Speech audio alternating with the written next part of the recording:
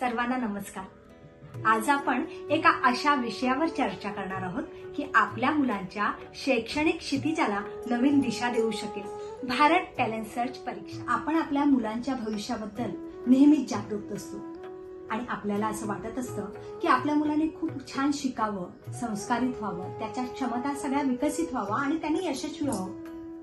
Bharat talent search परीक्षा ही याच दिशेने उचललेले एक पाऊल। आजच्या या व्हिडिओमध्ये आपण पाहणार आहोत भारत टॅलेंट सर्च परीक्षा म्हणजे नेमकं काय, या परीक्षेमध्ये विद्यार्थी सहभागी झाल्यानंतर त्याला नेमका कोणता फायदा होणार आहे। आणि चला तर मग वेळ न दवडता पाहूयात आपण या सर्वांची माहिती।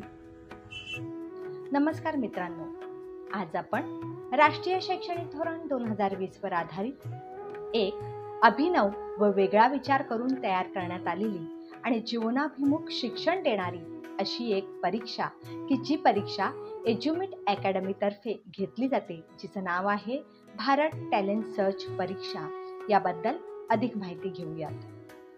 आपल्या सर्वांना माहीतच आहे की राष्ट्रीय शैक्षणिक धोरण 2020 एक मार्गदर्शक धोरण आहे की ज्यामध्ये जीवनाभिमुख शिक्षणावर भर दिलेला आहे। ज्ञानाबरोबरच कौशल्य विकास किती आवश्यक आहे हे तिथे अधोरेखित केलेलं आहे आणि भारताचा उज्ज्वल वर्तमान काळ आणि भविष्य काळासाठी हे एक मार्गदर्शक धोरण आहे। भारत टॅलेंट सर्च परीक्षा ही या धोरणावर आधारित आहे। आता आपण भारत टॅलेंट सर्च अभ्यासक्रमाची रचना किंवा त्याची वैशिष्ट्ये अगदी थोडक्यात जाणून घेऊयात। यामध्ये प्रत्येक विषयाचं सखोल ज्ञान आहे, विषयातील घटकांचं देखील परिपूर्ण ज्ञान आहे। इथे अभ्यासक्रमाची रचना करताना विषय समवाय, विषयगोप पद्धती ज्याला आपण इंटिग्रेटेड लर्निंग अप्रोच म्हणतो तो वापरलेला आहे। थीम बेस अभ्यासक्रम आहे। भाषा, गणित, परिसर अभ्यास, सामाजिक शास्त्र, सामान्य विज्ञान, तार्किक विचार या सर्व विषयांचा समावेश इथे केलेला आहे।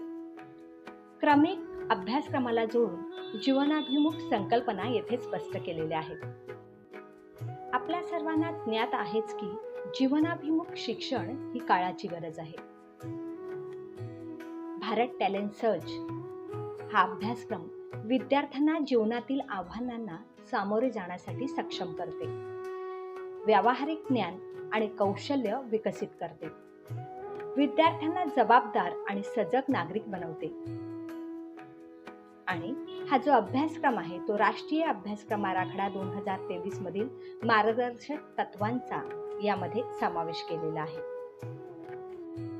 या परीक्षेतील प्रश्नांची रचना कशी वेगळी आहे ते थोडक्यात समजून घेऊया।